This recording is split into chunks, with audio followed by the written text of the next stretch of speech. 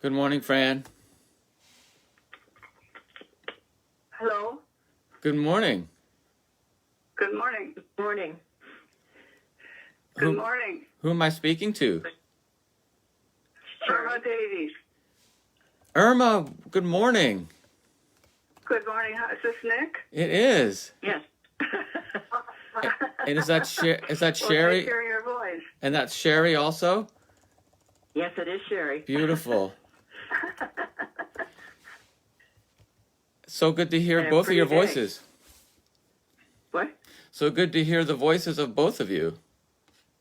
Well, it's nice to be here. Yeah. It's nice that you're here.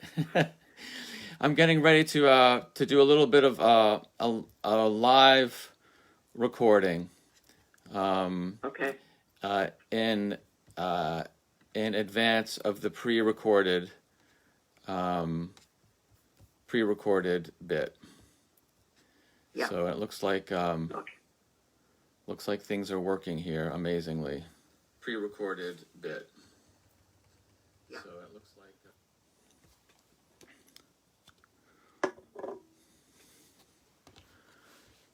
let's see here. So hi Phil, hi Teddy. This is a brave new world here, technologically speaking. So, hi Phil, hi Teddy. We're a little bit of a delay here. Technologically speaking.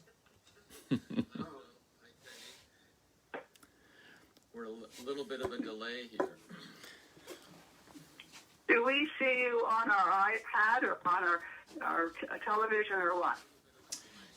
You should be able to see me on your iPad.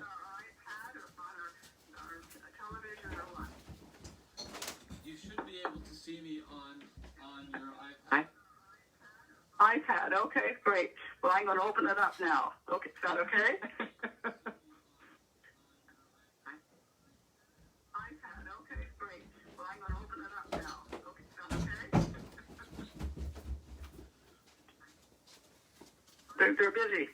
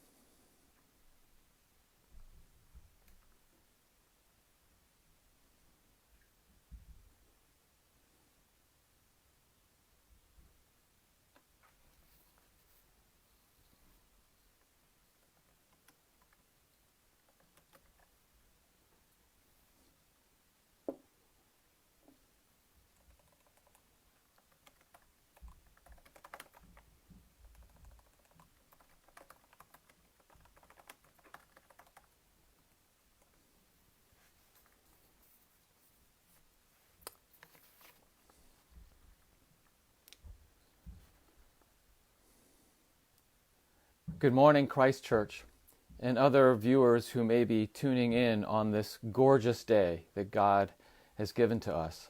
Good morning, Christ Church, and other viewers who may be tuning in on this gorgeous day that God has given to us. I felt I needed to speak to you live this morning in advance of posting the pre-recorded service for the Feast of Pentecost.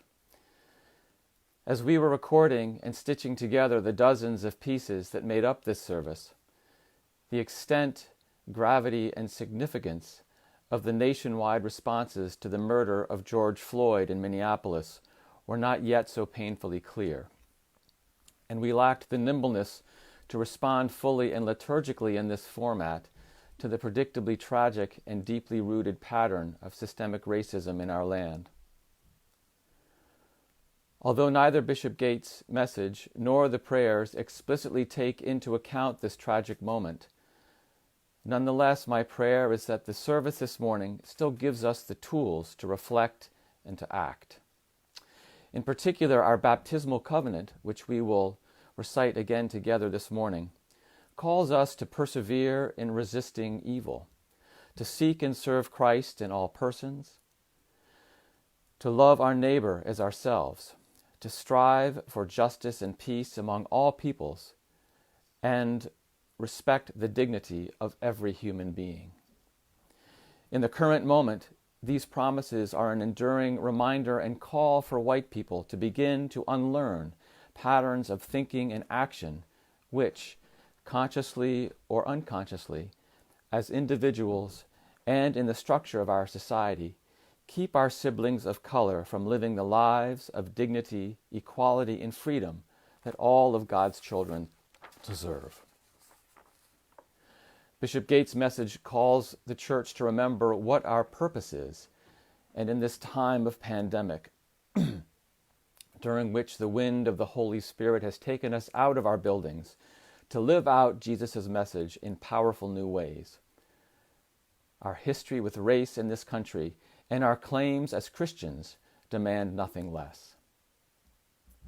I invite you to log back into Christ Church's Facebook page to enjoy the lovingly crafted service offered to you for the Feast of Pentecost.